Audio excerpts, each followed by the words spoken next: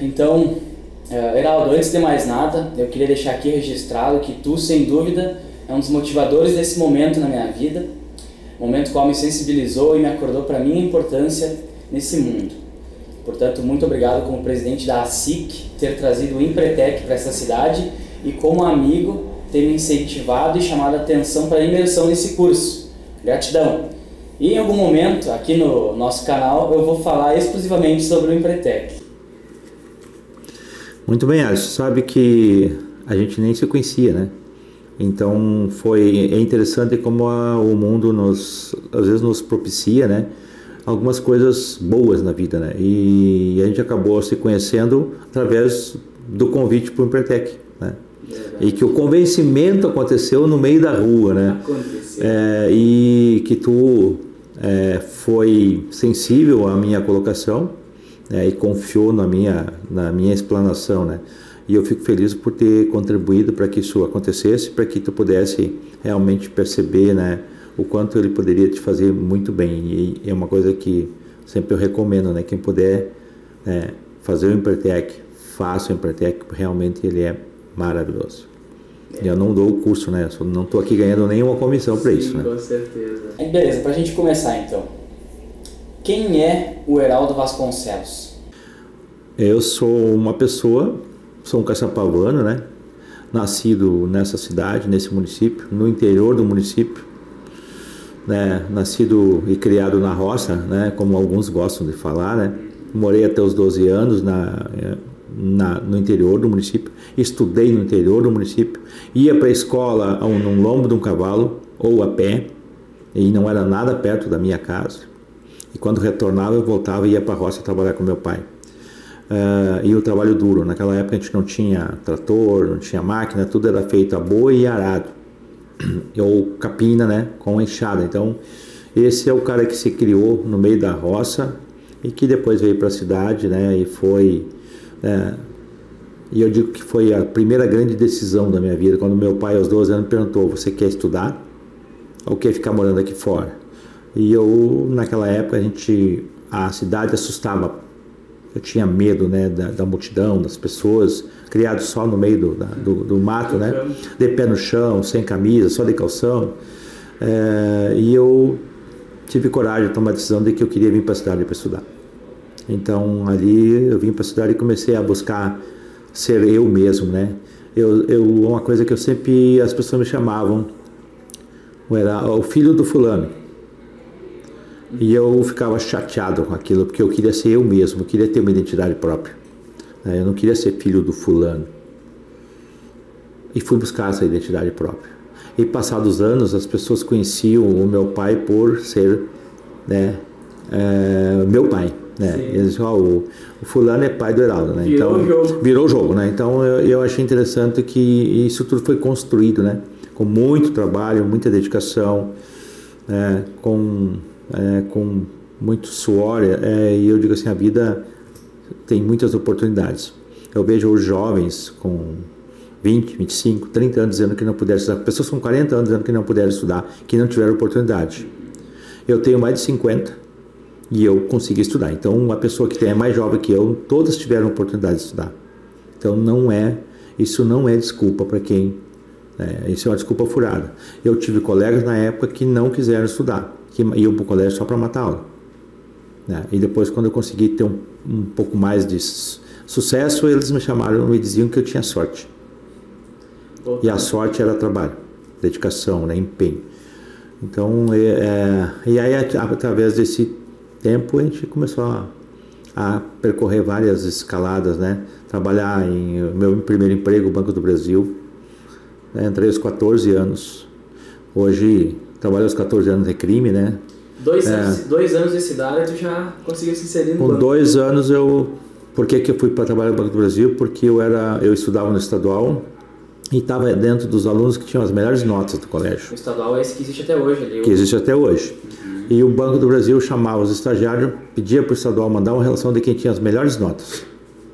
E eu estava entre eles. Foram lá, eu não me lembro lá se foram 15 ou 20 candidatos e era uma vaga. E eu fui o escolhido. Guri da roça. Guri da roça. Entrei no banco, fui trabalhar no Banco do Brasil, nessa agência aqui onde é o atual Banco do Brasil. 70 e poucos funcionários. A máquina de calcular, eu digo que eu sou um pré-histórico, né? A máquina de calcular era a manivela, né? As máquinas de cálculo, né? A manivela, né? E a partir disso eu fui, né, passando por outras empresas, né?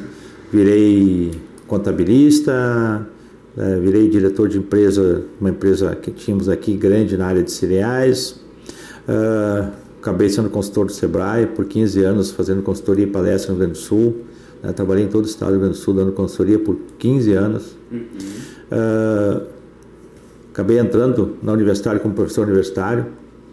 Antes disso, né, com meus 19 anos, fui fazer a universidade, me formei em economia, né, sou economista porque sou registrado, né, sou formação, sou economista, e virei professor, uma coisa que me tenho muito orgulho de dizer, fui professor universitário por 23 anos na área econômica, né, nos cursos de economia, contabilidade e administração. Então, tenho orgulho de ter sido professor. Tem muitas pessoas hoje em Caçapava que foram meus alunos, muitas mesmo, né? Foram lá há 20 e poucos anos, dei aula na Universidade de São Gabriel também. Depois virei empresário, desisti da carreira de empregado, né? Sim. E fui tentar a sorte como empresário, né? E trabalhei por muitos ramos, todas as empresas possíveis. Como pessoa empresário, onde tu tá hoje e como foi a tua jornada até aqui, nessa vida empresarial de empreendimentos? Eu virei empresário, sabe, para contrariar a opinião de uma pessoa. Lá em 91, eu trabalhava numa empresa e o dono da empresa achou que deveria baixar o meu salário porque ele tinha uma outra pessoa que fazia contabilidade na empresa e que fez uma oferta de um valor menor. E eu pedi a minha demissão no mesmo momento e disse, olha, eu vou sair, então se você tem alguém que faz o mesmo trabalho que eu faço por um valor menor, não é justo eu ficar na empresa, estou saindo. E a mãe desse dono da empresa disse que me procurou e disse, você não deveria sair, meu filho, deveria aceitar a proposta do meu filho, né? E eu fiquei muito bravo com isso, eu disse, olha, eu vou quebrar pedra na pedreira, mas de hoje em diante eu não trabalho mais para o seu filho. E acabei montando o meu negócio. Meu primeiro negócio foi ser contabilista. Fui buscar a primeira empresa, a segunda empresa, não tinha quase cliente, e depois disso, a passar um tempinho, eu consegui entrar na vida na transportadora. Tudo isso foi muito complicado, porque eu não tinha nem um centavo, e aí venho, né, às vezes as pessoas pensam que ser empresário precisa ter dinheiro. A grande maioria que começa um negócio, começa sem nada, eu não tinha um centavo. Capital zero. Capital zero. Aí o escritório, eu busquei um amigo meu que já tinha uma empresa e eu fiz uma proposta para ele, nós dividimos a despesa. Ele tinha um ramo de atividade e eu tinha um outro ramo.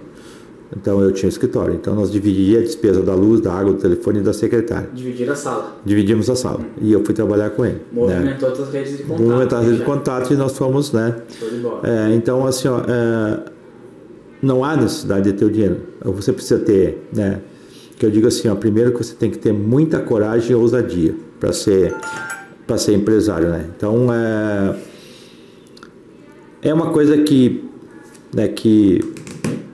realmente, né, empaca muita gente, né? A primeira coisa, eu tenho que ter, o fulano tem dinheiro. A grande maioria começou do zero. E os que receberam a empresa pronta, muitos acabaram, né, perdendo ela. Pegaram o trem andando. Então, a minha vida começou aí. Muitos negócios que eu tentei e não deram certo, eu tive que parar, começar de novo. Uma coisa que a gente não deve, e eu nunca tive, foi medo de começar de novo. Sim. Não dava certo, começava a dar prejuízo, abandonava, e mesmo que tinha feito, né? Porque às vezes as pessoas inauguram um negócio, chamam os amigos, né? Botam uma placa, né? E depois, quando elas têm que parar com aquilo, elas acabam se chateando, né? Como é que eu vou dizer para as pessoas que o negócio não deu certo? Não, comigo é assim, se não dá certo eu estou parando, né? O ano passado mesmo a gente tomou essa atitude numa empresa que nós tínhamos aqui, que não era superavitária, a gente simplesmente chegou para o pessoal e disse, estamos parando, então, acabou. Encerrou. Era um projeto legal, mas não era viável. Ou pelo menos não era viável naquela situação, naquele momento. Paramos. Então essa é a ideia né, e assim a gente veio, né, galgando, né, outros negócios até que eu acabei como corretor de imóveis.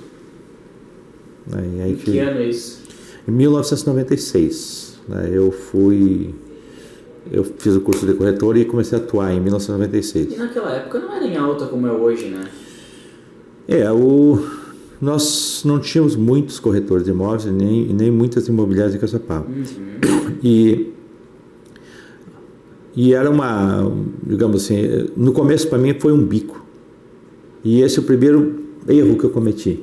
E eu sempre deixo como recado, eu nunca assumo um negócio como bico. Se você quer qualquer atividade, qualquer profissão na vida, você pode se dar bem, Deus que você transforme ela em principal e foque nela. Quando você não tiver foco, você não chega a lugar nenhum. E eu, na época, não tive o foco que eu tinha que dar. Em 96, acabei sempre fazendo outras coisas. E em 99, eu entrei para o Sebrae. E acabei abandonando de novo a imobiliária. Como que foi essa transição de corretor para entrar no Sebrae? A imobiliária continuava existindo, né? Então, quando eu viajava, eu deixava uma secretária que não tinha o poder, né, nem a habilitação para ser corretora, ficava ali. Como eu tinha uma história de contabilidade junto, fazia contabilidade e era corretor de imóveis, continuava como contabilista, ela ficava fazendo serviço e atendendo, chegava alguém, anotava um recado. E eu acabei indo para a estrada viajar. Passava às vezes a semana inteira viajando, dando cursos, né, nos vários lugares, né. E aí até 2005 eu parei e disse, bom, de agora em diante vamos focar, vamos ser um empresário focado no negócio. E foi aí que a coisa começou a mudar, sabe? Em 99 eu fiz o Empretec e que me deu essa luz aí, mas eu ainda estava a milhão no Sebrae, recém estava entrando no Sebrae, né, e quis aproveitar por um tempo, embora eu tenha ficado 15 anos no Sebrae, eu saí do Sebrae, né, tenho seguidamente recebido o convite, né, mas hoje não tenho interesse, não tenho mais, né, vontade de andar na estrada, né, e aí a gente entrou no ramo da imobiliária, né, e hoje a gente expandiu as nossas atividades e graças a Deus estamos aí com uma marca, né, consolidada no mercado, um trabalho longo, né, são 23 anos temos uma equipe grande, né, no começo era só eu sempre brinco que quando eu tinha que ir ao banheiro eu botava um papelzinho na porta e dizia assim, já volto, porque era só eu, né. Tu jogava em todas as posições do campo? Jogava em todas as posições, né, tinha que chegar, limpar, varrer, fazer toda a faxina, né. Sim. Mas isso nunca depreciou, e é uma coisa que às vezes as pessoas têm vergonha de trabalhar. Se você tem vergonha de trabalhar, você não vai chegar a lugar nenhum. Quando nós tínhamos transportadora, que eu trabalhava com transportadora, muitas vezes eu ajudava a descarregar o caminhão de madrugada, quando chegava o caminhão eu tinha que ajudar, junto com meus, né, e às vezes ia sair para entregar. Então, às vezes as pessoas, e eu já era professor na época da universidade, e aí um dia ainda passou um amigo, mas se tu é professor, tá aí descarregando o caminhão. Eu digo, tá, eu estou roubando? O que tem a ver? Eu estou trabalhando, eu estou ganhando meu dinheiro. Então, para mim, trabalhar não é feio, feio é roubar. Aliás, feio é roubar e não levar o roubo, como dizia meu pai. Então, 2005 foi quando tu virou a chave e aportou tuas energias, concentrou, focou. Foquei para o setor da imobiliária. Em 2005 eu era sozinho na empresa, ainda tinha uma equipe pequena, secretário. Foi quando eu decidi buscar um sócio para a empresa. E por incrível que pareça, eu fiquei, antes de 2005, isso foi um pouquinho antes, eu já estava buscando um sócio, uns 2 anos antes, para tocar a empresa comigo, para que eu pudesse poder viajar, aquilo que eu fazia antes. E eu tinha algumas pessoas que eu conhecia na cidade e eu convidei para ser meu sócio. Tá. A condição era que não precisava ter dinheiro para ser sócio. Eu queria alguém que entrasse e que nós dividíssemos, né, fosse um parceiro no resultado líquido. Perfeito. Ninguém aceitou. Nenhuma pessoa aceitou porque todos queriam um salário certo no final do mês. Ou seja, eu dizia, se eu não tenho o salário certo, como é que eu vou prometer um salário certo? Nós vamos trabalhar e aquilo que nós conseguir, do que sobrar, nós podemos dividir. Não aconteceu. Em 2005, eu dava aula na Universidade de São Gabriel. Era o primeiro dia de aula. O curso era Administração de Empresa e a teoria e a disciplina era Teoria Geral da Administração. Eu entrei na sala de aula, tinha uns 70 e poucos alunos, Rosário, São Gabriel, Cacequi, eram várias cidades, Vila Nova, várias São Cepé, gente de todos os lugares.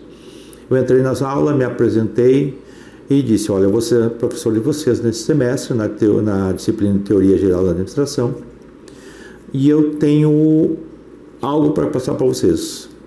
Eu quero, ao final do semestre, desse semestre, escolher um de vocês para ser meu sócio. Vou fazer o convite para um de vocês ser meu sócio. Eu me lembro que o Roberto Justo tinha um programa, né, o Sócio, né, e outros programas, e eu que tinha visto parecido. Eu acho que ninguém levou a sério. O semestre foi andando, não falei mais, o semestre foi andando e eu fui prestando atenção nas pessoas, né, e como se comportavam. E ao final do semestre, dois meninos, né, tinham 20 e poucos anos, se destacaram e um deles eu fiz o convite.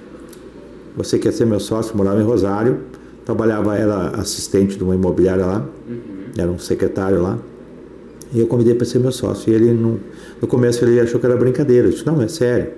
Resumindo, né, ele disse, não, vou pegar meu pai e minha mãe, nós vamos a Caçapava, conhecer Caçapava, e meu pai e minha mãe querem te conhecer, saber se tu não é de repente, né?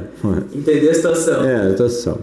Em resumo, ele aceitou. Hoje é o Anderson, né, Oliveira, que é o meu sócio aqui, e ele veio para cá, pegou a mochila dele, as malas dele, saiu, morava com o pai dele, né, e aceitou o convite, e veio para cá para trabalhar comigo, né. E eu sempre digo assim, puxa, eu fiz esse convite para os caçapavanos e ninguém quis. As pessoas que eu convidei não aceitaram, né, precisou vir alguém de fora para aceitar isso aí. Teve que importar um. Tive que importar um, né. Então é uma história muito interessante, né, e real, né. E aí a gente acabou, né? Aí começou a expandir, trazer pessoas. Hoje nós somos 5 corretores de imóveis aqui. Não tem nenhuma outra imobiliária, né, aqui que tenha 5 corretores, né, trabalhando registrado. Tem os corretores autônomos, né? Estou falando registrado. Então temos, né, hoje prestamos serviço na área de compra e venda, locação. Nós somos hoje líder em venda de seguro, né, em Caçapava, e atendemos várias cidades da região e fora, inclusive fora do estado do Rio Grande do Sul. Hoje nós constituímos uma empresa do qual nós somos sócio. A Vasconcelos hoje é sócia de uma empresa que é a maior vendedor de seguros do sul do Brasil. Nós somos líder em venda de seguro de todo o sul do Brasil. Sim. Rio Grande do Sul, Paraná e Santa Catarina, né?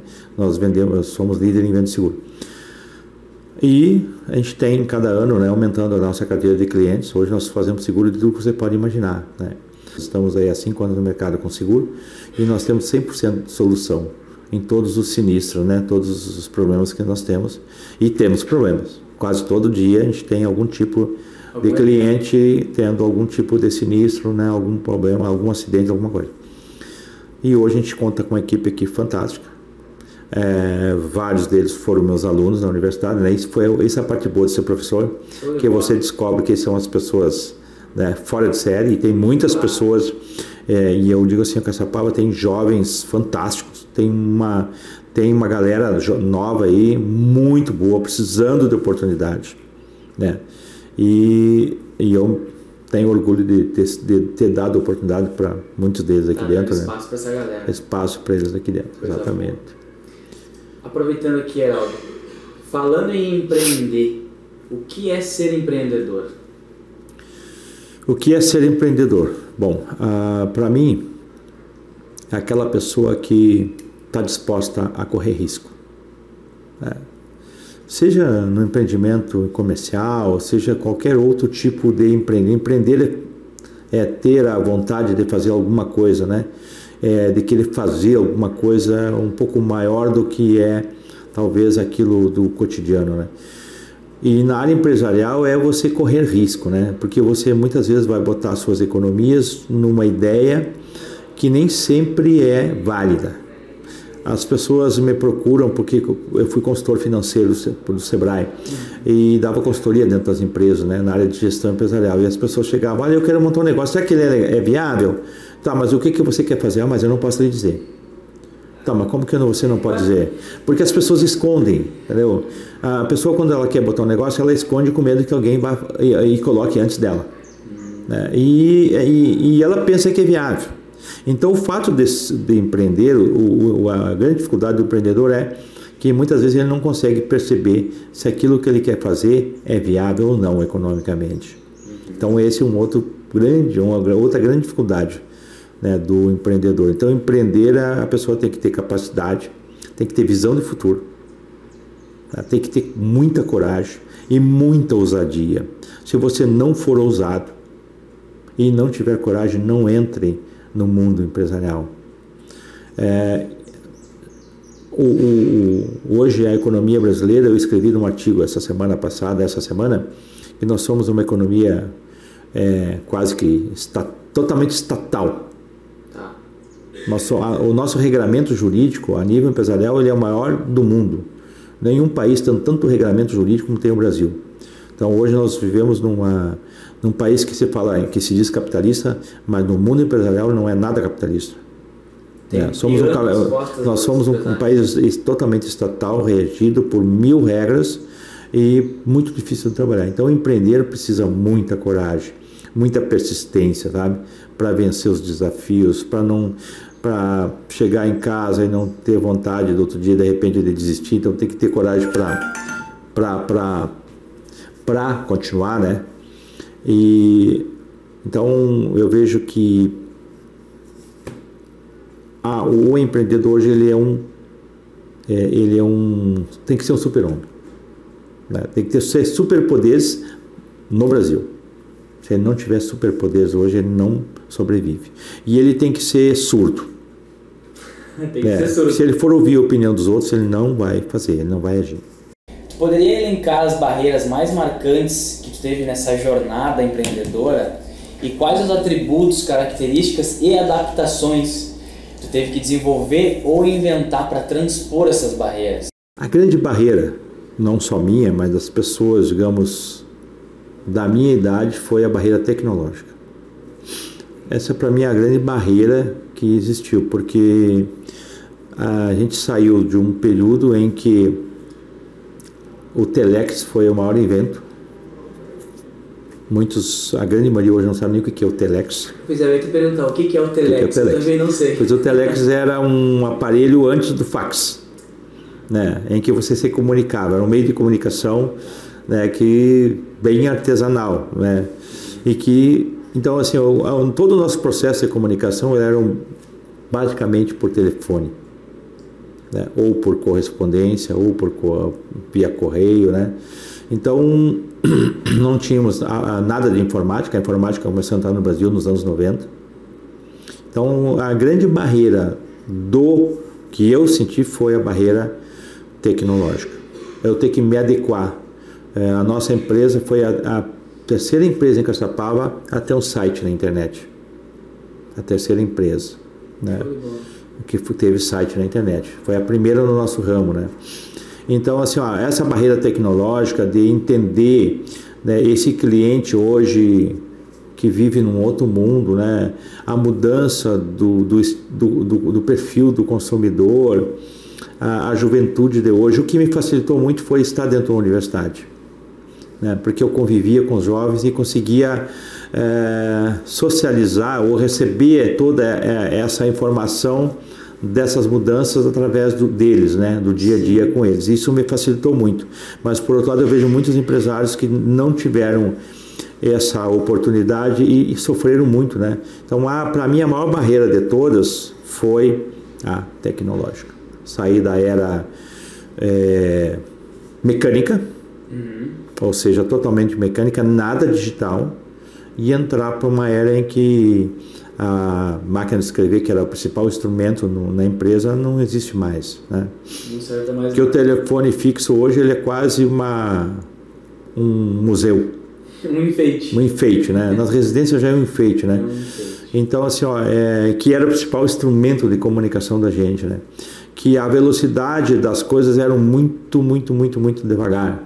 Ou seja, hoje nós andamos à velocidade da luz, se comparado a 20, 30 anos atrás. Então, hoje nós precisamos andar muito rápido. Então, hoje o empresário, ele precisa pensar e agir. Porque se ele ficar pensando e não agir, o outro já fez, né? E ele já ficou para trás. Então, essa a barreira tecnológica e a velocidade que a tecnologia nos deu, né, nos exigiu, fez com que nós precisássemos andar muito rápido. E quando ele anda muito rápido, sabe quando você imagina alguém dirigindo em alta velocidade? O risco é muito grande, né? Sim. E é assim que nós precisamos hoje. Você administra uma empresa em alta velocidade. E qualquer deslize, né, você vai ter grandes prejuízos. Porque se você anda em alta velocidade, toma uma decisão por um negócio e esse negócio dá errado, né, é difícil de você parar esse trem, né, e conseguir não ter grandes prejuízos. Às vezes não consegue nem recuperar. Não consegue, a maioria não consegue recuperar. Por isso que eu digo assim, então a tecnologia tirou o mundo da velocidade do caramujo e passou para supersônico. E muitos empresários não conseguiram acompanhar essa evolução, né? Como vai ser daqui para frente mais ainda, né? Então, para mim, foi a grande barreira dessa tecnologia. Tu considera que tu conseguiu se adaptar e tá trabalhando bem com isso? Olha,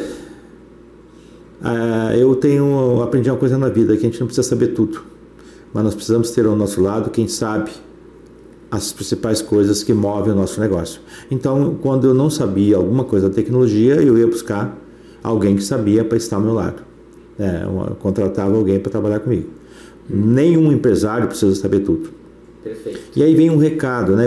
Qual é a maior...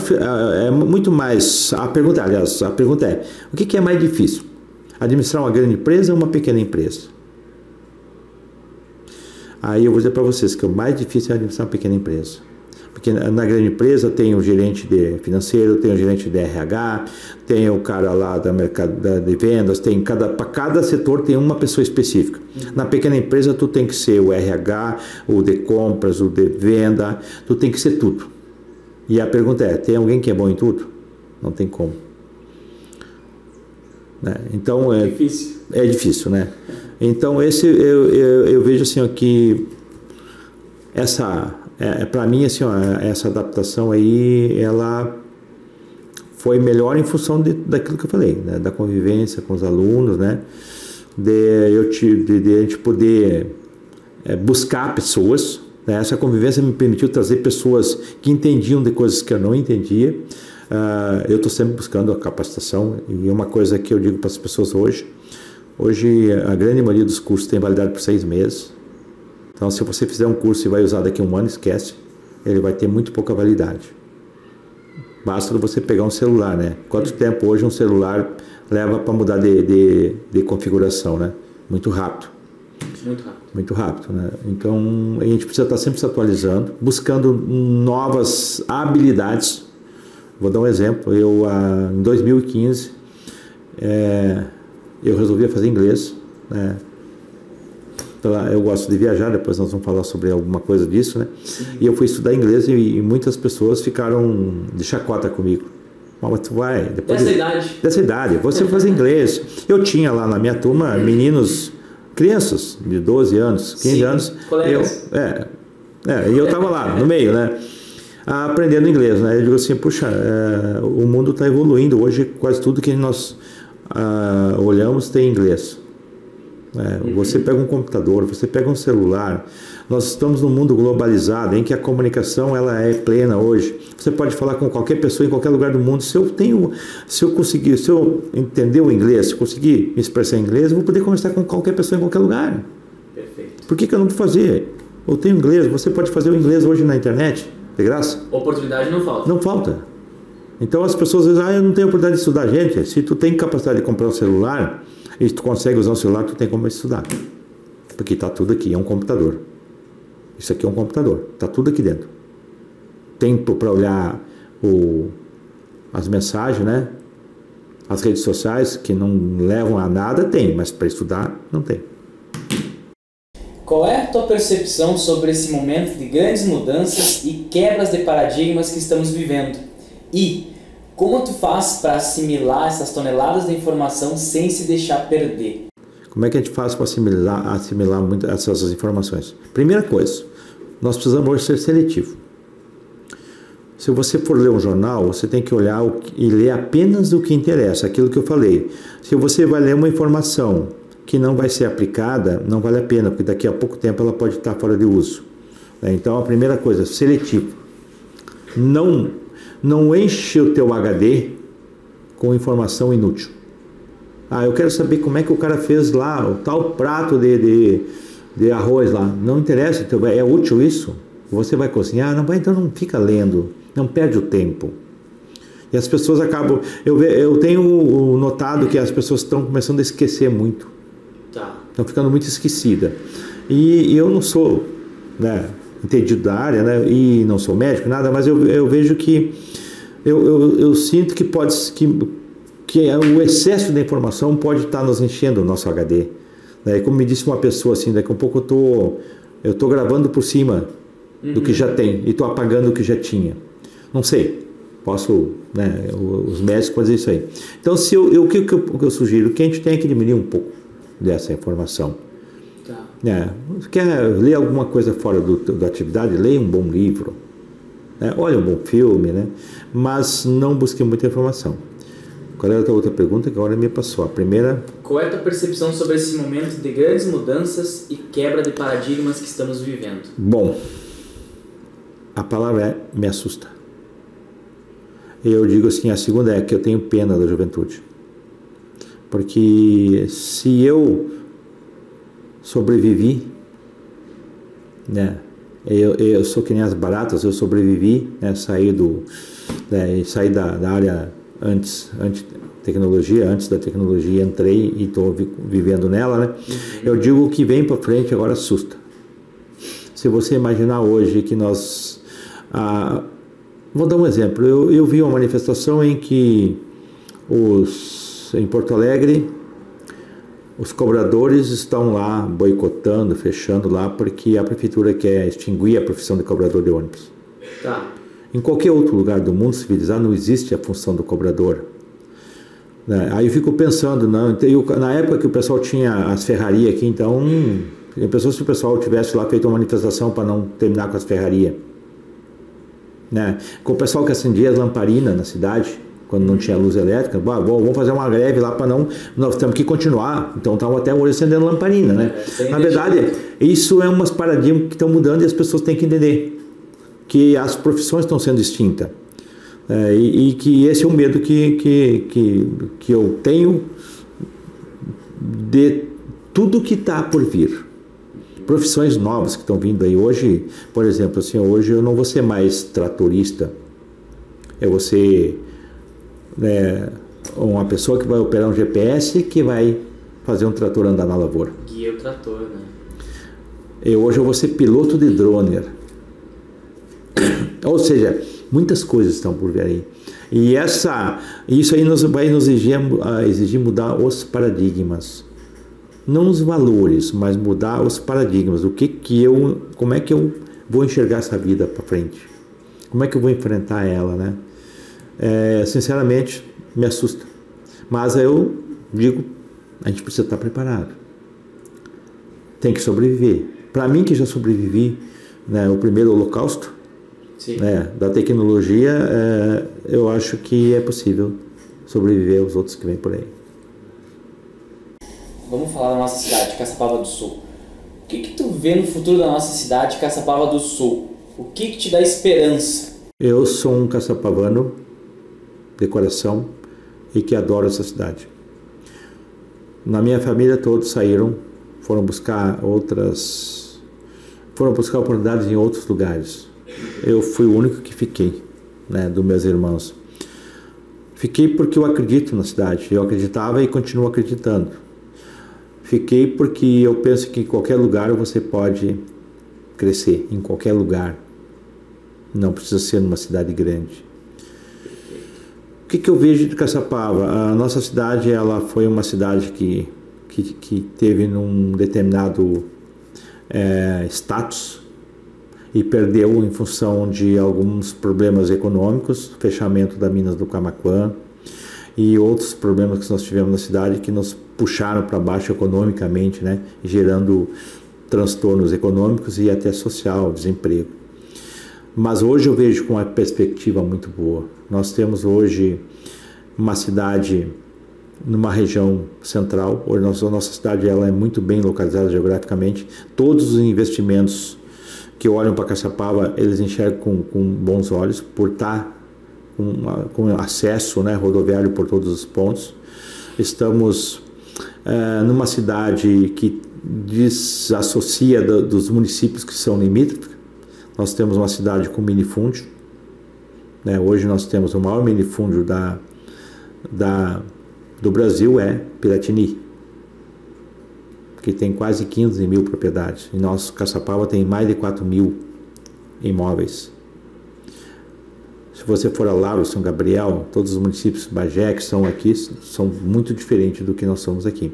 Isso nos torna um município diferente economicamente, mais diversificado. Nós temos indústrias com uma base aqui. Não é aquela indústria que vai fechar e vai embora amanhã para se instalar em outro lugar. As indústrias que nós temos hoje aqui, elas têm que ficar aqui porque a matéria-prima está aqui. Nós temos a Votorantim que está se instalando e vai se instalar aqui, Caçapava, e vai gerar muitos empregos e muitas oportunidades e vai fazer com que esse município venha a crescer. Nós temos 10 mil aposentados nessa cidade. Você tem ideia de quanto dinheiro entra aqui todo mês? Só em aposentadoria. Só em aposentadoria, dinheiro bom, ou chama dinheiro bom, é dinheiro que vem de fora. Sim. Isso é uma realidade, né? Ou seja, nós temos hoje quase 33%, quase em torno de 30% da população aposentada.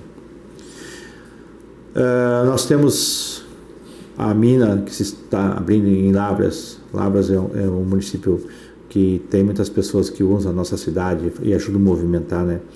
Então eu vejo assim que a gente tem uma agricultura forte, nós temos uma pecuária forte, nós temos uma cooperativa, a Cotrisul, que cresceu, é uma potência, né? E é nossa, né? E é nossa aqui. Nós temos a indústria de calcário se consolidando, né? E gerando novos produtos. Essa semana eu tive numa indústria que estão criando um novo produto, né? Na área da construção civil. Inovaram, saíram da base calcário e estão indo para outros produtos, né? Para subprodutos. Então eu vejo assim um cenário muito bom para a nossa cidade. Mais ainda, nós temos um potencial muito grande que há muitos anos está adormecido, chama-se turismo. Eu conheço o Brasil inteiro, conheço boa parte da América do Sul e conheço outros países em outros continentes. E digo assim com muito orgulho que eu ainda não conheci um lugar mais bonito que Caçapava. E digo para as pessoas por aí, eu digo assim, você me acha algum lugar mais bonito que Caçapava? Nós temos muitas belezas, todos os tipos de belezas, todos os tipos, que nós temos todos os tipos de turismo, ecológico, geológico, morfológico, nós temos tudo que é aqui. Todos na área de solo, todas as universidades vêm fazer aqui pesquisa. E agora nós temos aí, eu estou apoiando como presidente da Associação Ambiental Industrial, tenho participado do trabalho da criação do Geoparque. Isso, para muitas pessoas não tem ideia o que isso pode trazer para a nossa cidade, se nós criarmos o Geoparque, que é homologado pela Unesco, transformar a Caçapava numa unidade, num município com Geoparque, nós vamos dar um salto muito grande com relação à questão do turismo. No Brasil, se eu não me engano, tem 1 ou 2 geoparques só. São 140 e poucos geoparques no mundo. Sim. Então eu vejo assim, muitas perspectivas positivas para o nosso município. E vejo que a grande maioria das pessoas que vieram de fora, aqui se deram muito bem. Desde que aquelas que vieram realmente para trabalhar. Determinados, oportunidade existe. Tem muitos por aí. Hoje, você pode estar em Caçapava, nós temos empresas que estão aqui e que operam no Brasil inteiro. Hoje, com a tecnologia, você pode ter sede em qualquer lugar. Então, não pode dizer, eu tenho que estar em Porto Alegre porque... Não, eu posso estar aqui e atender um cliente na China, em qualquer lugar. Hoje nós trabalhamos seguro e temos um cliente no Brasil inteiro. Se o cara bater um carro lá em São Paulo, nós vamos atender ele lá. porque tem tecnologia. Eu não tenho que estar lá em São Paulo para vender o seguro. Eu posso ter seguro no Brasil inteiro. Então, realmente eu vejo assim, a nossa cidade, o que nós precisamos é pessoas que queiram trabalhar o futuro da cidade. Gestores públicos, iniciativa privada. Vejo que nós temos hoje a entrada da Unipampa e a própria Universidade Federal de Santa Maria, que estão juntas no processo do Geoparque, né? E quando a Unipampa assumiu isso, eu vejo que nós temos assim, uma grande possibilidade da coisa acontecer. Né? Porque tem professores fantásticos ali trabalhando para isso, né? E que estão ali se doando para isso. E eu digo assim, da ontem eu disse para um professor de Santa Maria, né? Tu devia receber um prêmio, um reconhecimento como cidadão caçapavano pelo que está fazendo por Caçapava, né? E que as pessoas não fazem por aqui, né? Então, e eu não tenho nenhum medo de dizer que nós temos um futuro muito bom para frente. Nós temos um município aqui fantástico, né? Que vai andar. Bom, pessoal, para quem não sabe, o Heraldo viaja de motocicleta há 7 anos e já percorreu mais de 10 países e 3 continentes. Sabendo disso, Heraldo, eu quero saber, como que tu descobriu esse estilo de vida? Eu sempre digo assim que todos nós precisamos ter algum motivo, né? A gente fala na palavra motivação, mas né, motivação é um motivo para uma ação. Nós precisamos ter algum motivo para estar vivendo, né? A vida não pode ser só o trabalho, né? Você levanta, trabalha, outro dia levanta, trabalha. Então, cada um busca alguma coisa como uma forma de relaxamento, né? Para te pensar, puxa, eu tenho tal coisa para fazer daqui a 1 mês ou 2 meses. Então, um hobby, um lazer, e isso faz com que a tua vida fique mais leve. Eu, por muito tempo, fiz alguns outros esportes, né? Mas tinha uma coisa que sempre me chamava atenção, que era andar de moto. E eu tive moto nos anos 80, na época que a gente não precisava de carteira nem usar capacete. Né? Depois, quando veio a família, eu tive que decidir, né? A moto e o carro, né? Não tinha como andar de moto. E acabei me desfazendo da moto. Passados os anos, eu fiz uma promessa, né? Que quando eu me aposentasse, né? Do INSS, aquela aposentadoria gorda, assim, né? Que eu ia comemorar minha aposentadoria voltando a viajar de moto. Mas que todo ano eu faria uma viagem de moto enquanto eu pudesse. E foi assim que eu, né, em 2011, eu me aposentei. E aí eu disse para os meus alunos da universidade, isso era 2005, se eu não me engano, eu vou fazer uma viagem para comemorar minha aposentadoria, eu quero conhecer o Brasil inteiro, e vou fazer uma viagem economizando R$1 por dia.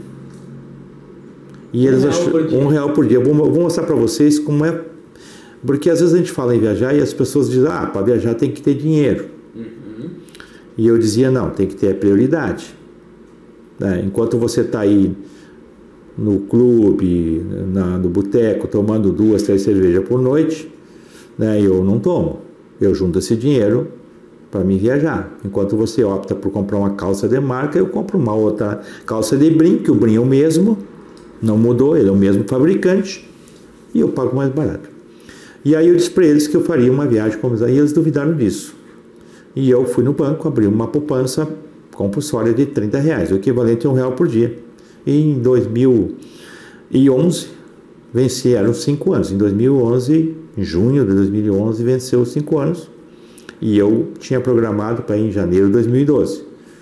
Fui lá no banco, saquei o valor, R$6.800, 800 quebradinho. Eu tinha uma moto Shadow que eu tinha comprado, né, que foi do Dr. Jodel. Uhum. Comprei a moto, preparei ela, não tinha parceiro.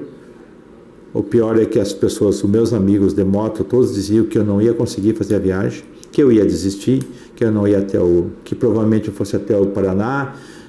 E sempre quando eu encontrava eles, diziam, não, tu não desiste disso, tu não vai conseguir, tu não vai vencer. Não te motivaram. Não motivaram. Isso é uma coisa que eu aprendi na vida. Vocês vão passar a vida inteira e não vai passar de um dedo de mão as pessoas que vão motivar vocês para frente.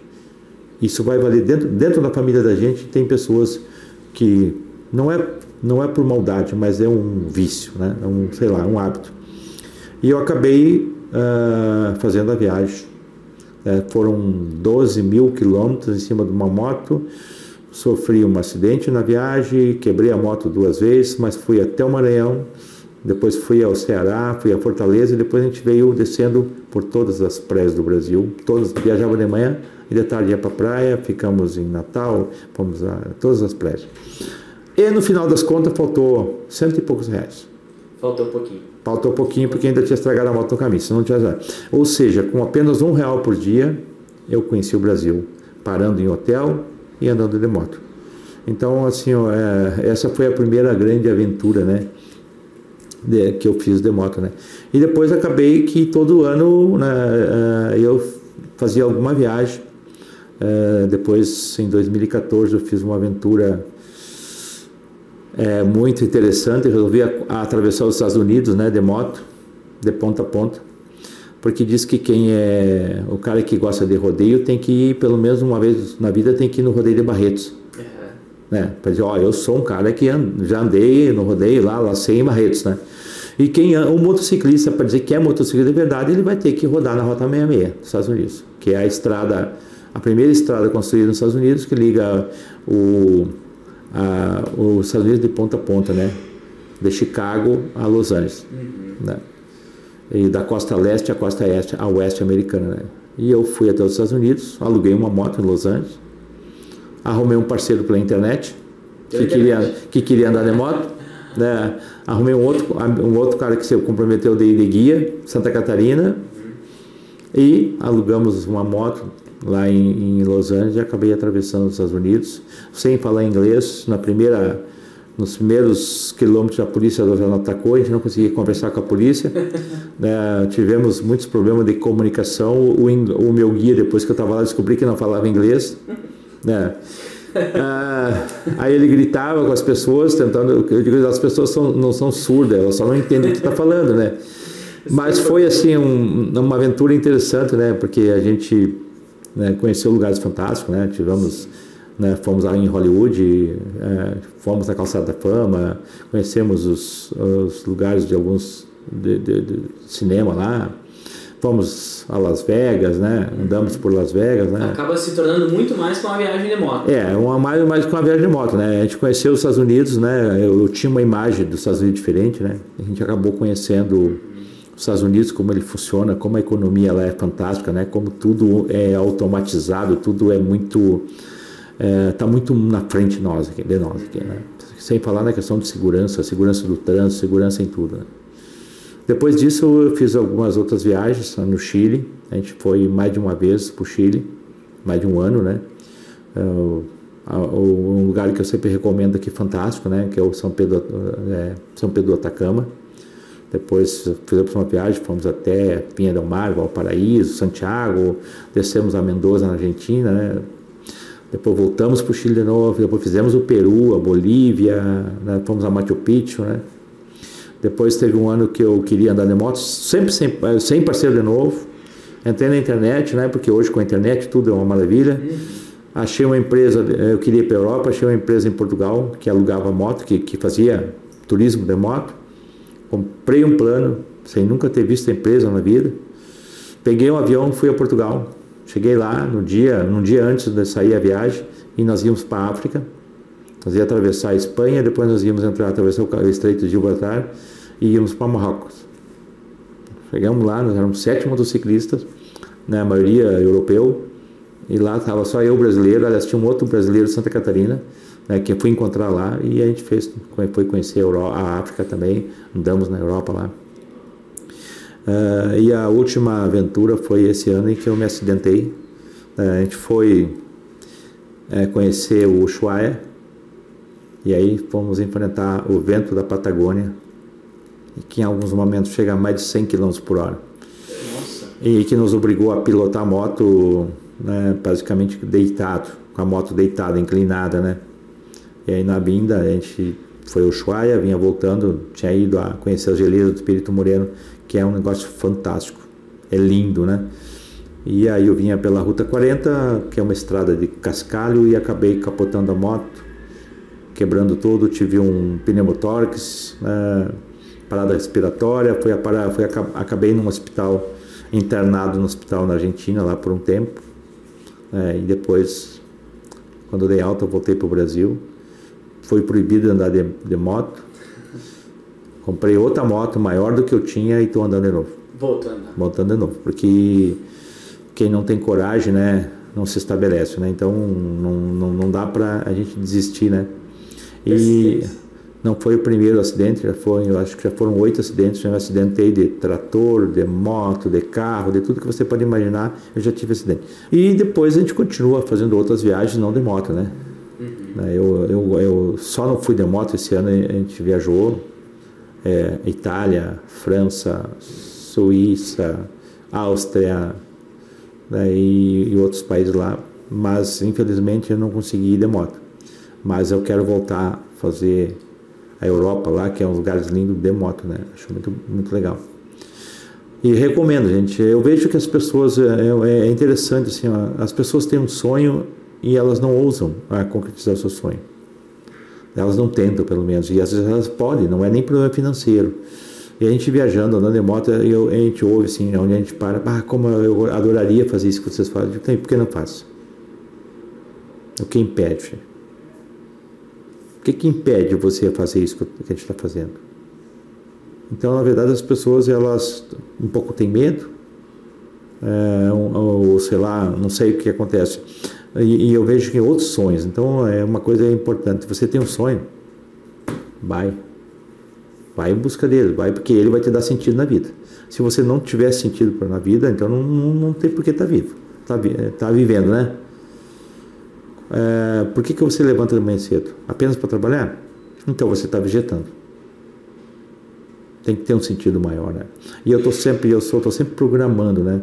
Eu já tenho viagem marcada agora para o próximo ano, e assim eu já estou lá sempre 2, 3 anos para frente, e falando na questão de viagem, né? Como eu estava falando antes, depois que tomei uma surra lá nos Estados Unidos, eu fui fazer inglês, né? Para poder, né, agora esse ano que eu tive agora na Europa, eu já consegui, né, me entender, inclusive na França, né, que os franceses não gostam muito de falar o inglês, eles são muito bairristas, né. Sim. Mesmo lá eu consegui me comunicar bem, né, então isso para mim, puxa, quando eu consegui chegar, né, na Europa e falar com eles sem ter que ter um tradutor, isso foi maravilhoso, sabe, que eu me senti, ao contrário dos Estados Unidos, que eu me senti né, o pior dos homens, né, porque até para comer eu tinha que olhar alguém que estava comendo alguma coisa e apontar com o dedo, né, é isso que eu quero, não, mas era ridículo. Um dia eu não conseguia usar um banheiro, porque estava em inglês e eu não conseguia saber como é que manuseava o banheiro. Então, gente, e hoje a tecnologia, né, tu entra nos trens, porque uma coisa que é muito diferente do Brasil, falando da questão hoje da automação. Na Europa e nos Estados Unidos está tudo muito automatizado. Você entra no mercado e não passa por ninguém. Você entra, faz compra, vai embora e paga, vem tudo por cartão. Você não tem um atendente. Você entra numa loja nos Estados Unidos de roupa, você entra, compra e vai embora. Você entra num trem, né, por exemplo, na França ou nos Estados Unidos, você entra num trem na Europa, você entra, compra coisa e vai embora. Então, se você não souber, não tiver o inglês, você não vai andar. Vai ser um Zé Ninguém lá, perdido no meio, né? Mas é isso aí, eu acho que eu deixo como sugestão assim, a gente, viagem.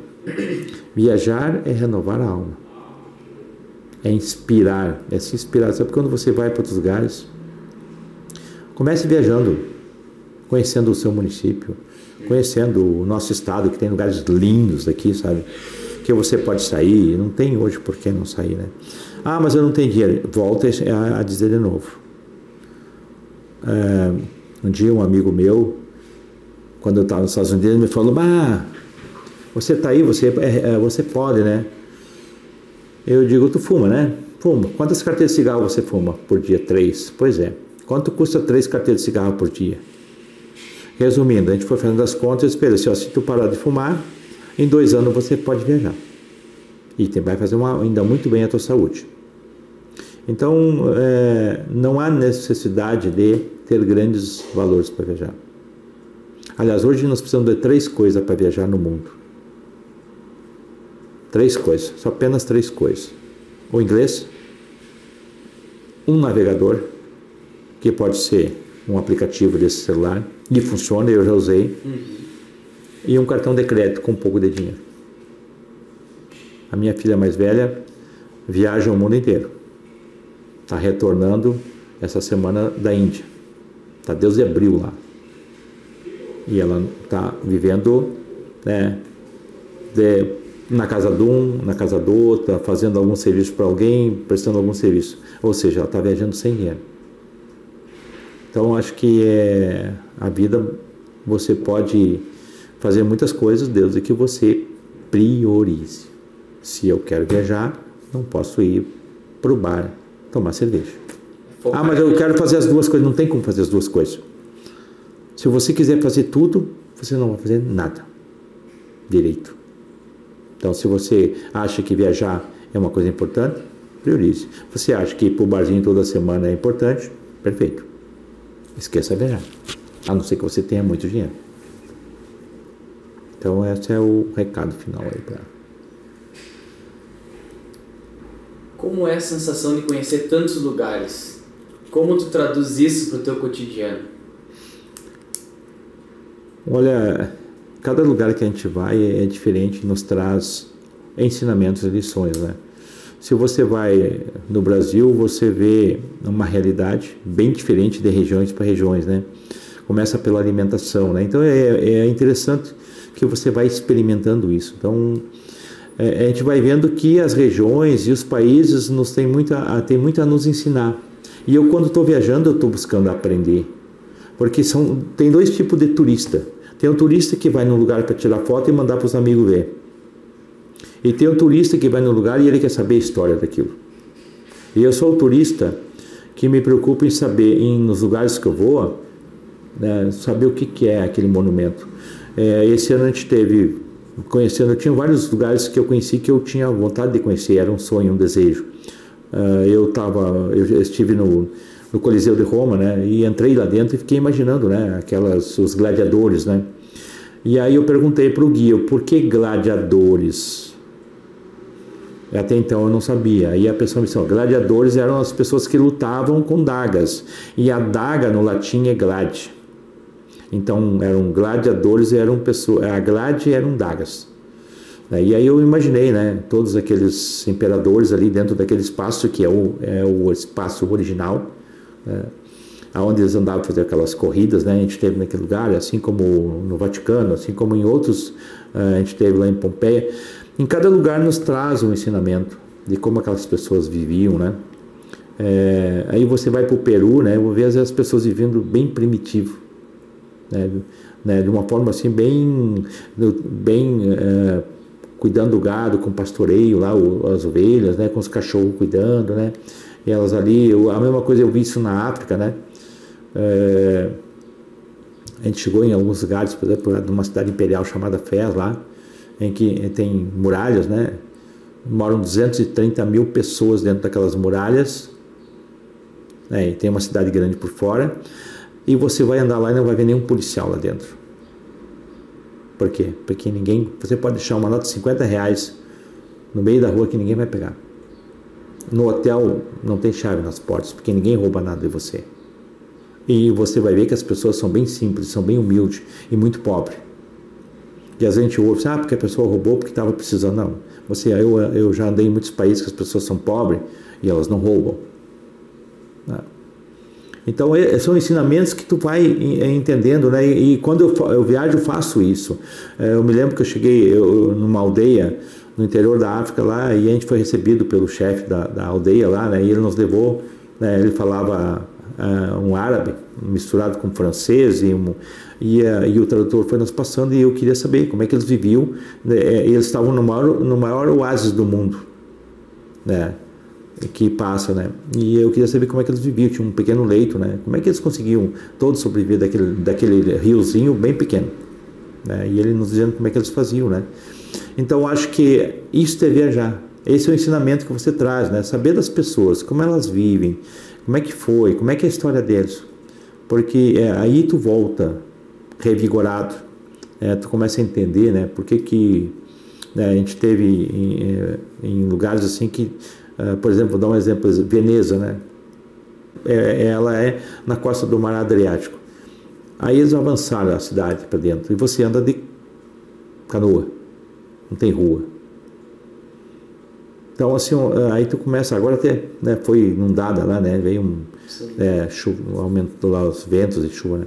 Então acho que as viagens nos trazem isso, né? Viajar por esses lugares que eu fui me enriqueceu com conhecimentos, né, com coisas, com modernidades, mas com coisas muito antigas, né, de ver construções de 2000 anos, de 1000 anos, né, porque a gente andando pela Europa você vai ver, né, coisas de seculares, né, obras, né, eu consegui entrar no Vaticano, fui na Capela Sistina, que é onde acontece o conclave dos padres. E não é muito fácil você entrar lá dentro. A primeira coisa que eu fui ver é a chaminé, onde é que estava, né? Porque a chaminé que larga a fumaça lá, né? Não tem chaminé. Ele só coloca o cano lá da lareira, da coisa que sai a fumaça, quando tem realmente o conclave dos padres, dos papas, né? Sim. Então, são coisas que você vai aprendendo, vai entendendo como é que funciona, né? Como é que as pessoas cuidam das suas vacas, né, no interior da Áustria, né, que tem uma região ali na Suíça, né, o melhor chocolate do mundo é suíço, né? Aí eles têm os Alpes suíços lá, com muito gelo no inverno, né, as vacas usam sinos grandes para não se perderem, né. Então são lições, né. A gente teve num país chamado Liechtenstein, que é a cidade maior, acho que tem 5.000 habitantes. Né? Acho que ele é um pouco maior que o Vaticano, né? Que é um país dentro dos menores do mundo. Do mundo, né? Então, tu começa a tentar entender essas coisas, né? Como é que isso funciona, né? Aí tu tem lá, né, um paísinho com tudo funcionando a mil maravilha. Né? Então, a própria Suíça, que foi um país que ficou neutro na Segunda Guerra Mundial, basicamente não se meteu na guerra, né? Sim. E tanto é que hoje a maior parte do sistema financeiro mundial está dentro da Suíça, exatamente por isso, né? Pela não entrar na Segunda Guerra Mundial, né? Então todos esses conhecimentos, né? A questão de obras, né? De obras ferroviárias, rodoviárias, né? Então eu acho que isso foi uma coisa fantástica que só faz a pessoa que viaja, né, crescer, né? Querer cada vez mais. E querer cada vez mais. Isso é uma coisa que eu aprendi. A gente é que nem um vício, né? Depois que você começa, você não para mais. Então, eu digo assim, Iota, aproveite para viajar enquanto você é jovem. Enquanto você pode levar uma mala de roupa. Porque quando você tiver que levar uma mala de roupa e uma mala de remédio, você já começa a correr problemas. E quando você tiver que levar uma mala de roupa, uma mala de remédio e um médico junto, aí então não vá. Para encerrar, gostaria de deixar uma mensagem para quem está nos assistindo, nossos conterrâneos aí, falando de Caçapava. Eu quero primeiro desejar a todos, né, um 2020 cheio de alegria, de saúde, né, cheio de esperança, né, que acredite mais nas suas potencialidades, nas suas capacidades. Nós podemos mais. Cada um de nós pode mais, e que lutem pelos seus sonhos. Quem não sonha, morreu. Né? Então nós precisamos sonhar e ir atrás dos sonhos. Transforme seus sonhos em metas. Faça do trabalho apenas um meio para você realizar o seu sonho. Não faça do trabalho o objetivo final. Faça do trabalho um meio, um instrumento para que você realize o seu sonho, porque senão a sua vida vai ser muito pobre. Então eu desejo a todos que tenham essa percepção, né? Transformem o 2020, digo, olha, vamos apagar, ou vamos passar uma borracha, vamos mudar, não tenho medo de mudar, né? De tomar novas atitudes, né? Ser um pouco mais coerente, né? Mas sejam mais persistente e ousado. Esse é o meu desejo, meus votos para que todos os caçapavanos, os não caçapavanos que aqui estão, né? Hoje nós temos muitas pessoas que adotaram essa cidade, ou que estão morando aqui, ou que são estudantes, né? Que estão aqui. A todos um grande abraço, né? Um 2020 assim, maravilhoso.